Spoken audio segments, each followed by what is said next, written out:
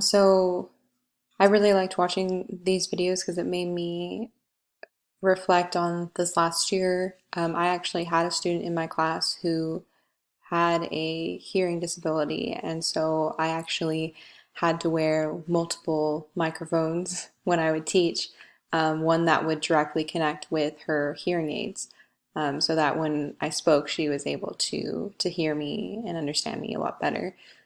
So I had already kind of experienced that like throughout the school year, but then to have to experience it through distance learning was obviously a very different and difficult task.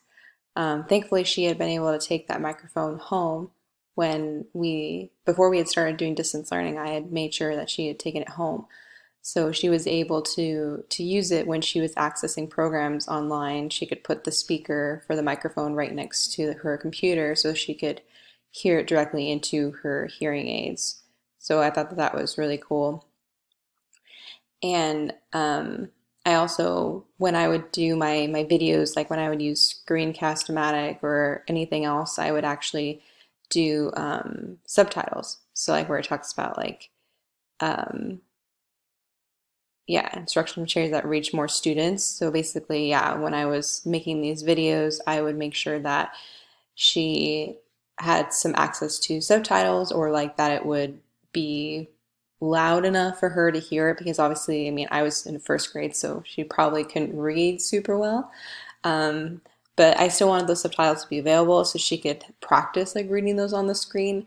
But yeah, and then I also would increase the volume to any videos that I was recording so I could ensure that she would have the best possible chance of hearing it.